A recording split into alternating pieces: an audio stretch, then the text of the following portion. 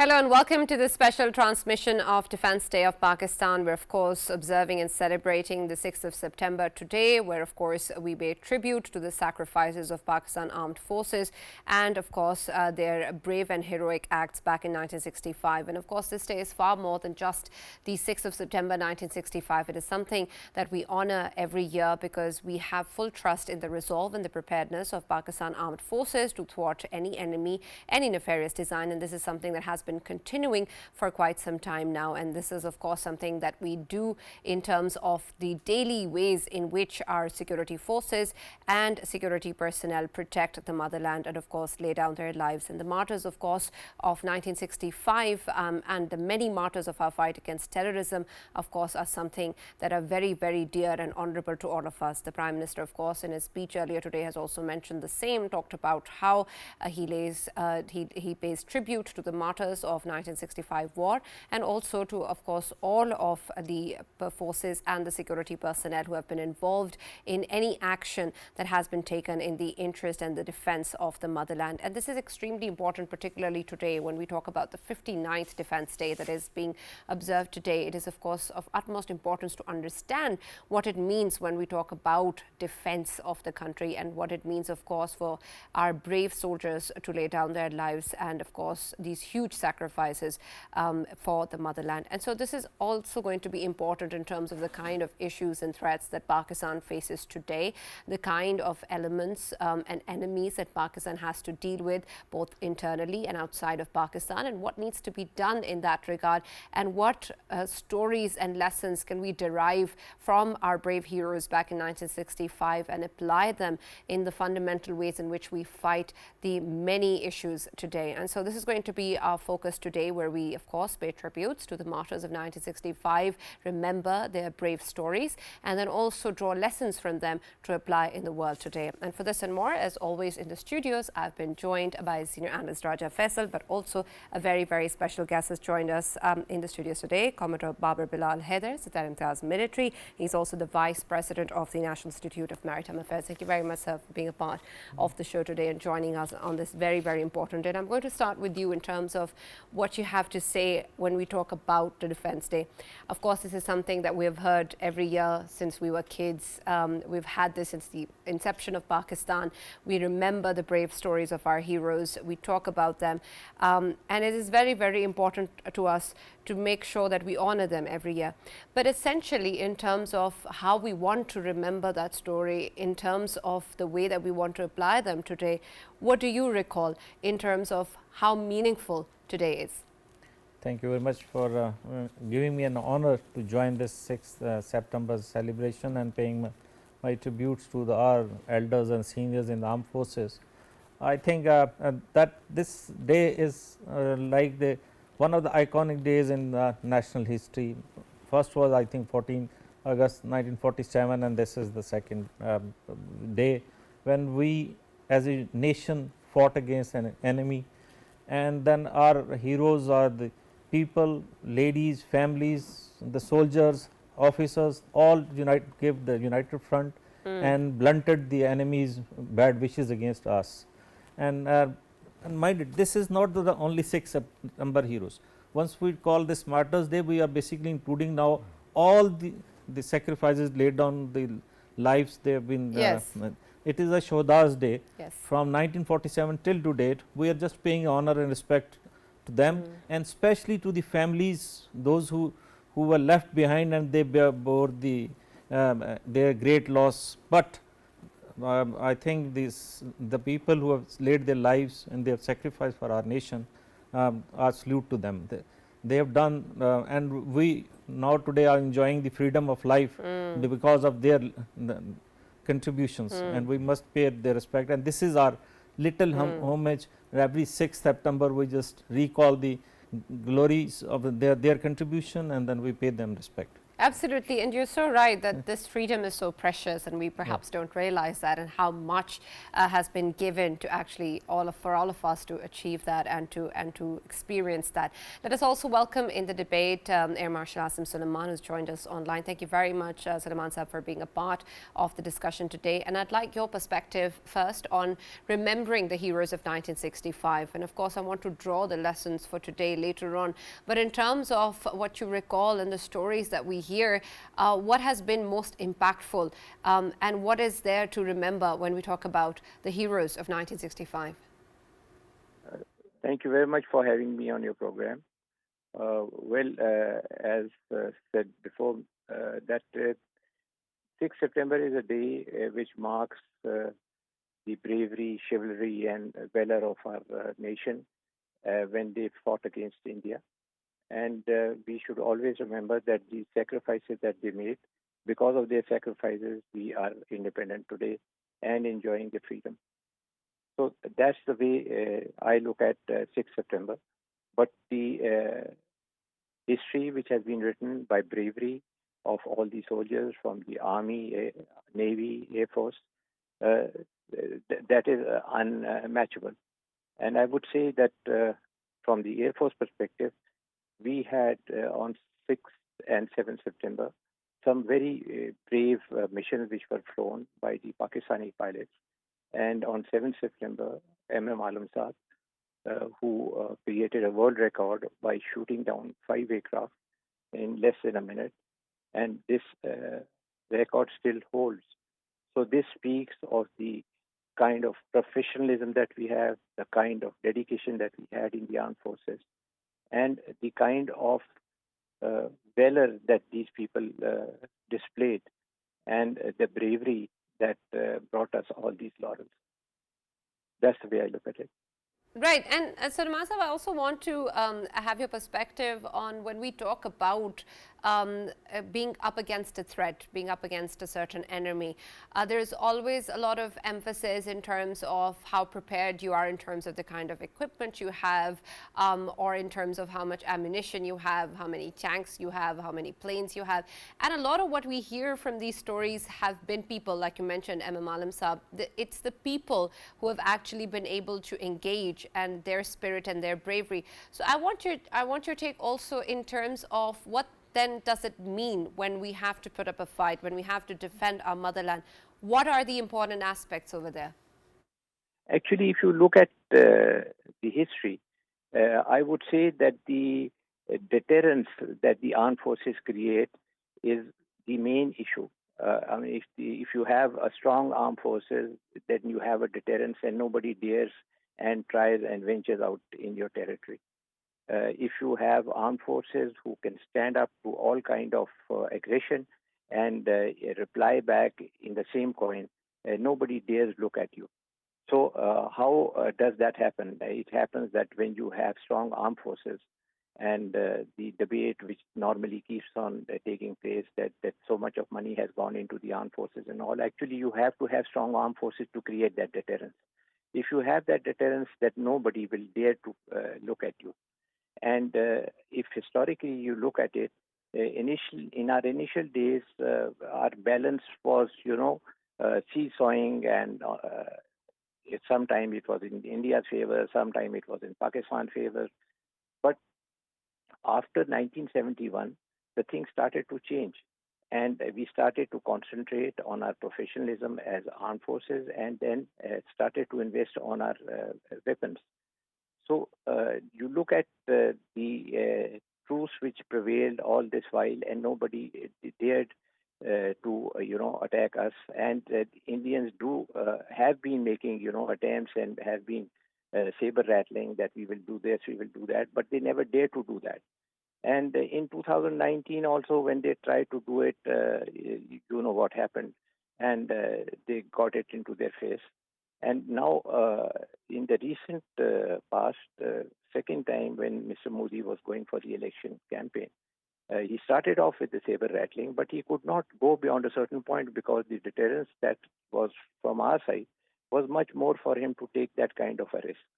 So that's the way it is, that if, in case you have strong armed forces, Nobody dares to look at you. And then the modernization process that we've gone through. I mean, I can for sure say about the Pakistan Air Force that the deterrence that it has today, I mean, the kind of weapons that we have, the first shoot capability, a lot of EW equipment, and when their Rafales are threatened from a farther range than what they can fire at, and their S-400, which will be redundant actually, the kind of equipment that we have. So that is the way the modernization actually starts to create that deterrence and keeps the enemy at bay. One last question, Sadiman Sahab. When we talk about keeping the morale high, you're part of the forces yourself, and you'll know what it means when we are dealing with any sort of threat, and of course protecting our motherland. And of course, there have been so many brave soldiers and people from the armed forces that have sacrificed themselves. But I'm sure there were moments where, of course, you are dealing with such difficult and dire circumstances. The challenges are so high. And the morale is very, very important in those moments. What is it that keeps our soldiers going? Actually, it is basically the leadership which comes in. I mean, if you look at the past, the kind of leaders, military leaders that we have had, they have actually set examples for being outstanding leaders. Like I can for Air Force, I can tell you that like Asghar Khan Sahab and then Noor Khan Sahab, and actually, it is the leaders who instill that kind of valor, vigor in you that you have to stand up to all kind of circumstances. And the leader has to take the lead. I mean, I can give you an example that our present Air Chief, Air Chief Marshal Babar, he is one of the very good leaders that you have. And the leader should have basically three qualities. He has to be a visionary, he has to implement his vision, and then he has to consolidate his vision. And he, right from the day that he took over, he set up an example that we are going to have an Air Force which is going to be self-sufficient, and we are not going to be dependent on the foreign aid and foreign equipment. And today you have lots of initiatives coming up in the Air Force and nationwide. I mean, it is going to be helpful to the other three services also. So you have modernization, industrialization in these armed forces, especially the Air Force. We are going for our own manufacturing of aircraft. We are going for all kind of equipment that is going to create a deterrence. And as I just mentioned, that for the second time, Mr. Modi had an opportunity of playing the same card against Pakistan. But he didn't play that card because he knew that I am not going to be able to achieve what he actually would be wanting, and would have been even more disastrous for him while he was contesting the election. Right, thank you very much, Air Marshal Asim Salman, for joining us and being a part of the discussion and sharing your very valuable views. I'll come to you now, Faisal, of course, and some of the aspects that Salman Sahab actually raised are very, very important. But I'll come to that later, and I want your perspective first in remembering our heroes once again and what you'd like to say on that. Yes, Sana, obviously when it comes to this particular day, it's a day of pride for me as well, because my grandfather, he was not only part of 1965, but of course he was someone who fought 1948 as well. There is one design we need to, of course, always remember, and that is of Indian politicians right after Pakistan came into being. Especially Nehru, he used to boast about it that they have their own country, Pakistan, but within a matter of months or years, the country would be no more, because we will overcome them, and our military might is so enormous that we will simply engulf them, and once again we will be having Akhand Bharat and all of that.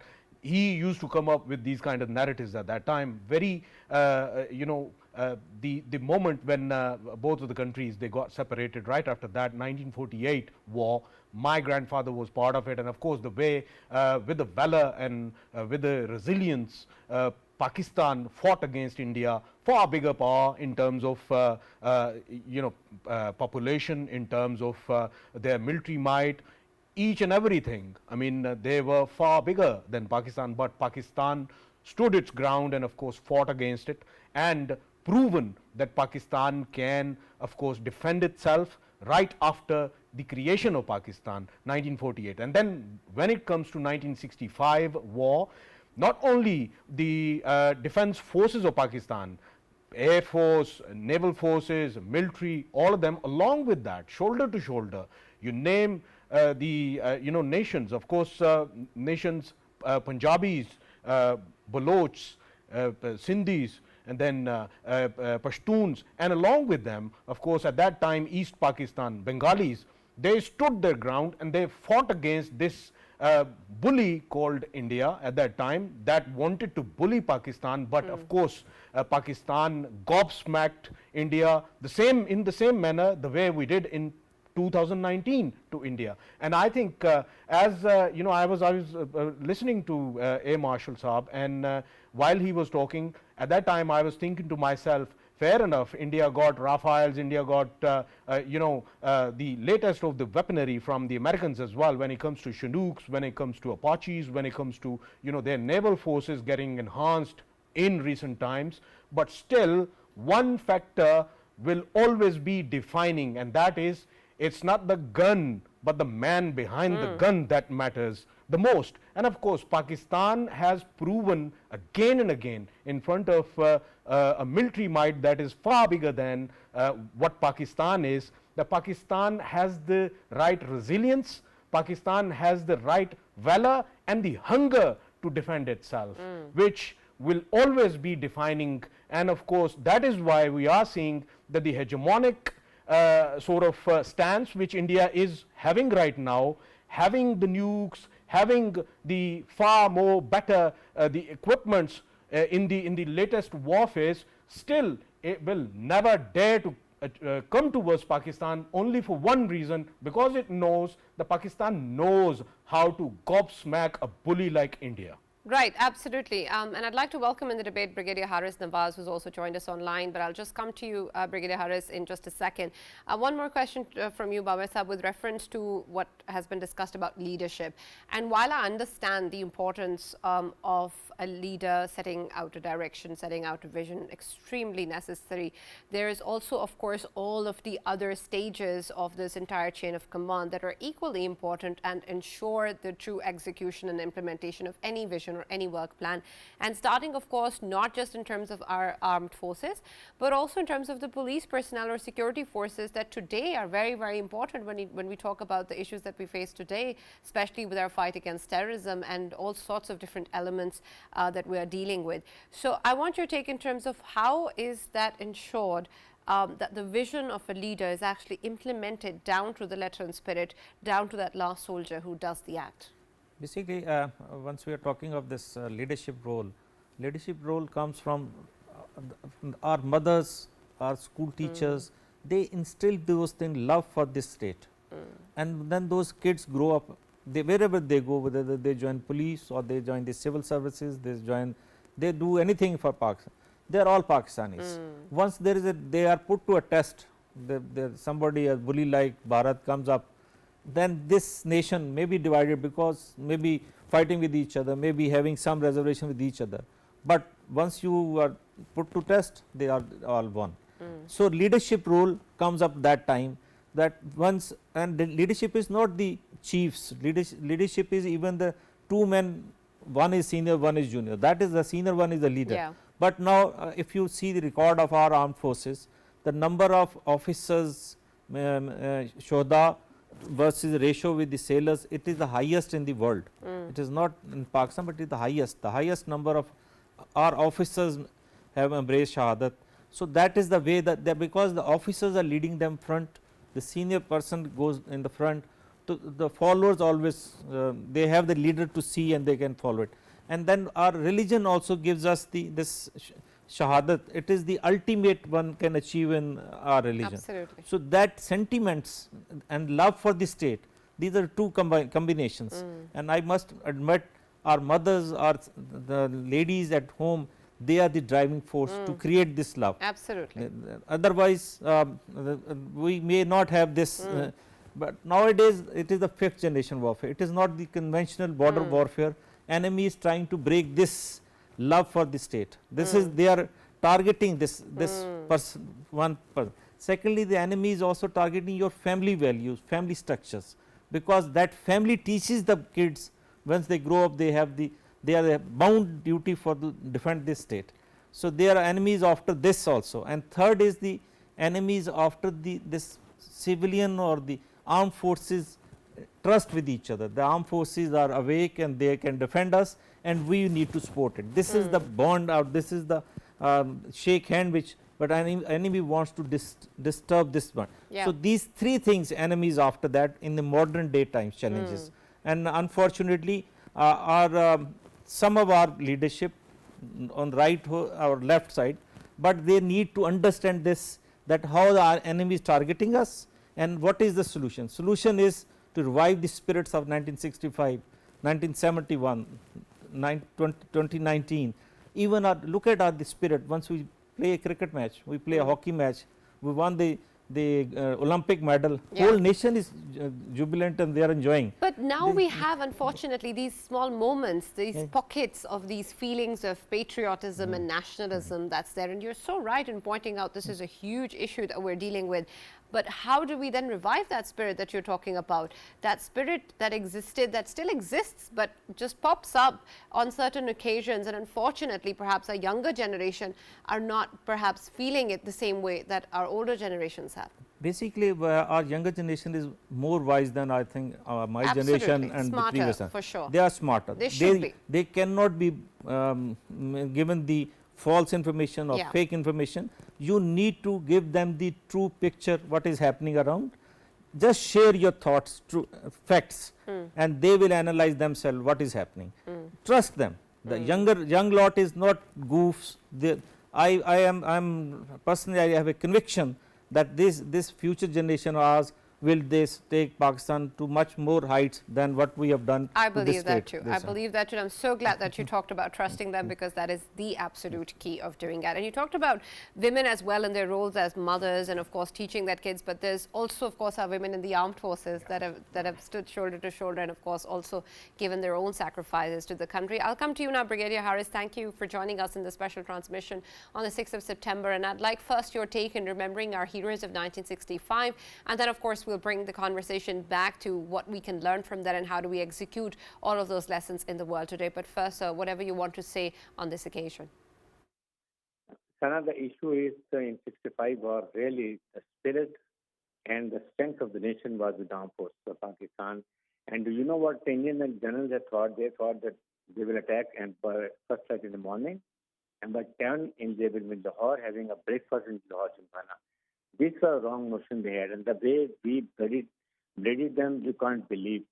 Our troops, most of them were in the training area doing the training, morning training, and that is to say the border troops. There we have a reserve troops over there, the border security forces. They informed the enemy is concentrating, and they started moving forward. Then rushed, but even then, you see the heroic action of Major Raja Aziz Bhatti, Haider. Likewise, the others were martyred. And that's where the key form is today. Actually, we were seeing the extreme sacrifices of our armed forces, particularly those soldiers. And they are the jewel of our forehead. That is what is worth. Because it is a lot of importance for the morale of troops also. It is very important that we look after the families. That's more important. Along with, I still remember the spirit, Sana, that whenever there was a military vehicle coming in the city, the whole old ladies, children, whatever they had, they were putting in the vehicle, like a mattress or they were, and jewelry even to an extent. The only thing they would say, we want Pakistan to remain. With a lot of difficulty, we got it. And we understand, our forefathers know the value of these migrations. So that was a spirit. And then I still remember there was a rumor that the enemy has brought paratroopers in Lahore Abu Bridge. And we were surprised when the people took these sticks and lanterns in the hand and they started running towards the bridge. So we were going to sort them out. This was the amount of syrup. Along with this, I still remember the taranas of Madam Noor Jahan. It used to be really heartwarming.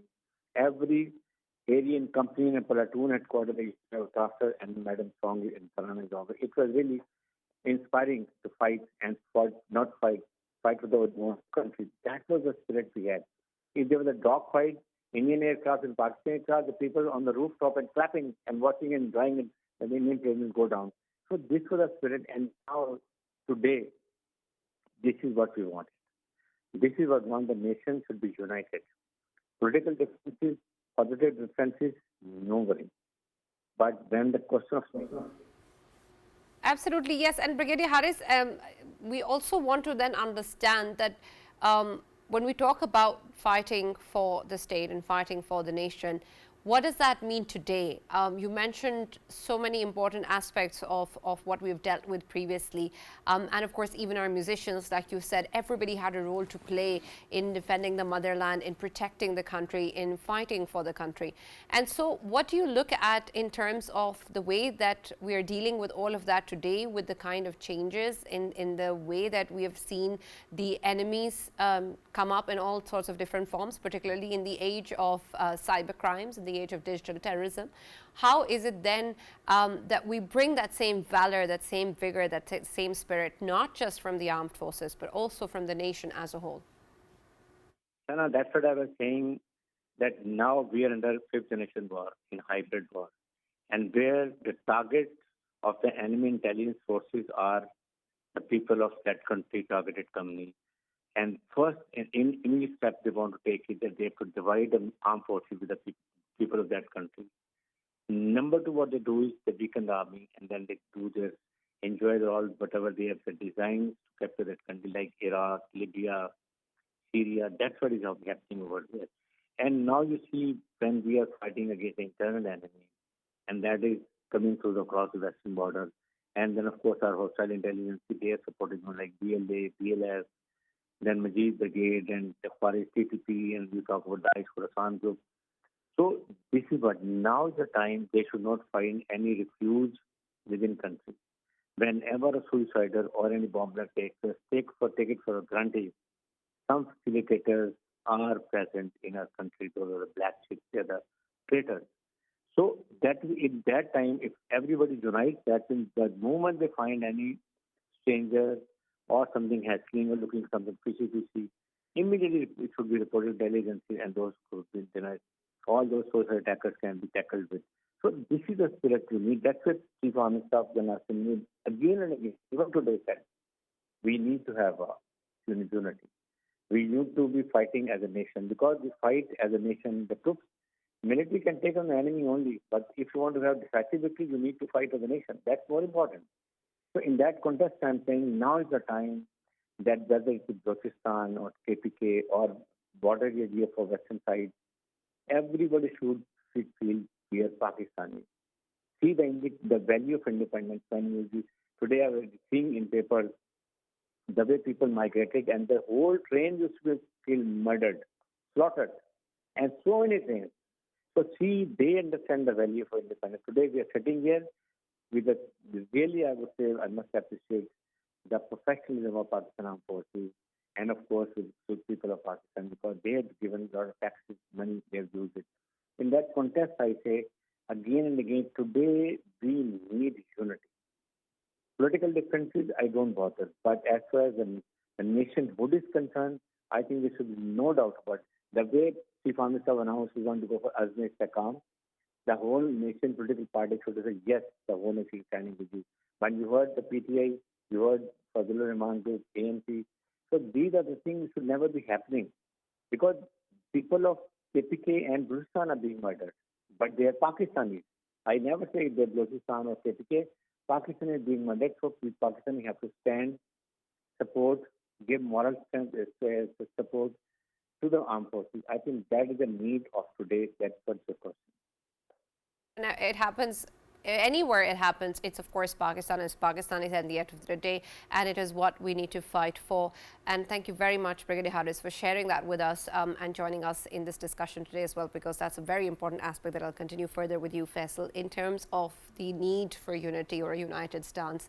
And so, of course, we have our armed forces, we have their preparedness, we have their resolve, but especially when we talk about issues that we're facing today, and as Istikam, as Brigadier Haider was mentioning, it requires a more comprehensive resolve. And even if we take aside the political elements or the religious elements, what exactly is it that we need today to build ourselves or rebuild ourselves as a nation, to have that spirit of patriotism back in the way that each of us understands our own identity and deals with it in our own capacities? Yes, and obviously when we talk about the political differences right now, we have political differences on ground which are apparent, are in our political spectrum. But when we talk about Pakistan as a nation, whenever it faced problems, whenever it is faced challenges from our eastern neighbor or anywhere, I mean, right now we are fighting war and terror. Still, in that context, of course, the whole nation is just like one punch, and they are united, and they are always united. And I believe this kind of narrative, when it is highlighted on social mediums, that somehow morale of the nation is not sky high right now, I don't agree with this. Why I say this? Because if you take the example of 1965 war, as Brigadier Haider rightly pointed out, the people came out with their sticks, came out with their hockeys, and came out with their cricket bats and wickets, and they said that we want to fight against the Indian army shoulder to shoulder with our forces. But the forces told them, whenever we need you, we will ask you to come to us, but right now we are sufficient enough for them. And same was the case in 2019. Right after Abhinandan was got downed, after that, of course, Indian mouthpieces, they started saying that there is a plan to, of course, attack Karachi. And people of Karachi, when they were told that in the nights, turn off the lights, because somehow we might get attracted towards an attack from the Indian side. And you know what people did? People did not turn off their lights. People came out on the roads. They put on all of these national anthems in their vehicles, and they were on the roads, and they were dancing, and they were saying, whoever wants to come and challenge us, come and challenge us, and we'll show you what war is. Yeah. And this is the morale of people of Pakistan. Now coming towards this aspect of how we expect from our next generation to fight the wars. When it comes to the youth, I mean, I'm hopeful. As I see wars, as I see conflicts, this is my bread and butter. And I, of course, deeply look into the current war which is going on, the Ukrainian war. The war has, the dimensions of war, they are entirely changed now. Yeah. It is becoming more and more about the tech war. And Pakistan is a country blessed with the brains. When it comes to IT specialists, when it comes to the youth bulge of Pakistan, I am pretty much sure that in the coming era, whenever we are facing a war, these people would be playing a pivotal role in defense of Pakistan. Why I say this? Because in the future, war would be all about how to hack your enemies, your enemies' drones, your enemies' different equipments, and they will do it. I am hopeful that they will do it. There will be a cyber war that Pakistan would be playing an excellent role. Even in recent past, you must have been seeing these kind of examples. There were volunteers from Pakistani side, the IT specialists. They were simply hacking the Air Force of Indian Air Force one website, and somebody was hacking the another one, and there was a race going on. So time is not far when this kind of war takes place. Of course, Pakistani youth, they will be volunteering for providing their own, IT skills for the army, and they will be being part of it. And what I believe, the morale of a nation like Pakistan, why I am always so hopeful, because the nation itself is a rainbow of the nation of warriors. The nation is whatever the people, whatever, if you take the Punjab, if you take Balochistan, KPK, if you take Sindh province, Kashmir, all of them, they are basically warrior races. We are a race of warriors. We will, whenever will be challenged, we will of course give an appropriate lesson to our enemy. Absolutely, and I don't have any doubt about that. But Baba Sahab, I want your perspective also in terms of us building a nation or working for Pakistan, not just in terms of fighting against an enemy, but also in terms of creating that space or allowing that growth. And there needs to be, of course, all of that passion and that spirit in not just our youth, but people in general in trying to make that change, doing something for Pakistan. And in the recent years, unfortunately, we have seen a lot of people thinking about leaving the country also. Of course, there have been difficult circumstances, economy-wise as well, security-wise as well. But the resolve, of course, is still there. How do we encourage or enable and support the next generation to actually build Pakistan and to participate in the armed forces, in politics, in other institutions, and create that change for the country and have that sort of spirit and empowered notion of making Pakistan their own country and a beautiful place? First of all, I do not agree that people are migrating from Pakistan. Right. Like I'm from Lahore. I migrated to Karachi to serve the Navy. I stayed in Karachi for 20 years. It is the same migration, the economic migration. You can go from one place to the other to get money and come back. So this is the economic migration. We may not be having that ample jobs because we have a youth bulge, and we see maybe a million people or the number of lakhs have gone abroad, but they have gone abroad to serve this nation. Absolutely, they're giving the money back. And they are to the giving the back, and that is the lifeline for Pakistan economy at present. So we must be thankful to people who are serving abroad and sending the money to Pakistan. Sure. Now coming back to the what can be done for the Pakistan is living here. I think we need to focus on two things. One is education, and it is not the education of super master of arts in subject so and so. It is skilled education. You need to give the skill to the individual how to catch a fish. Otherwise, you will not be able to build this nation. Secondly, we need to give them the merit. Wherever the job option is there, you just put the merit on top. Just leave this corruption in giving the jobs or the nepotism or etc. Just forget it. Put the meritocracy on that. Corruption is a hard menace to deal with. I don't think people can just do it forgetting about it. You asked me the solution, so I am giving you the two solutions. One is but how do you fight corruption then? You see, you just need to have maybe 100 honest people in this country. This is my personal belief. Put those 100 people and the honesty starts from the top. You will see the differences down below. Why there is no corruption, or there is a very controlled corruption, and that corrupt people are taken to task in the armed forces, because the system has been made place. Anybody who violates that system, the boundaries, is put to task on that very day. We do not see the next day. We just take him out of the system, put it on the charge. If proved guilty, we punish him. So this same types of arrangement, but we need to give the confidence to our youth that once you qualify certain degrees, or we will be looking after you either here, or we will facilitate you to go abroad to serve this nation. Right. Working abroad is not a bad thing, but we need to give them that confidence that Pakistan is serving you, and their love is, I am questioning their love for this state. Same, so absolutely. Absolutely. You wanted to add something? Yes, and I just wanted to say, I would agree with Commodore Saab when he said that whoever goes out, it is for certain reasons that somebody goes out. Why I say this? Because I am someone who fair bit of time of my own life I spent outside of the country in Europe, and I came back. What brought me back? Because there is a romance called Pakistan, and that romance, wherever you are, it actually attracts you. And one example I want to give over here is about 2019. You know, when there were tensions between Pakistan and India, my cousins, they were born and brought up in Britain, and they are living there. They are living their life there.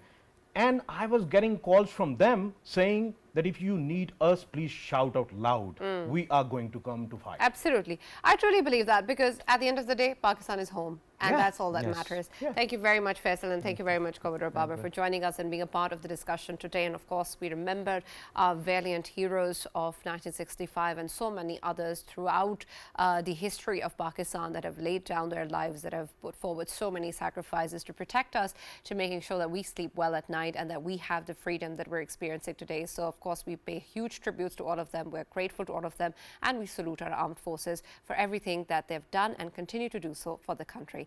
That's all we have from the transmission today, and we'll now see you on Monday.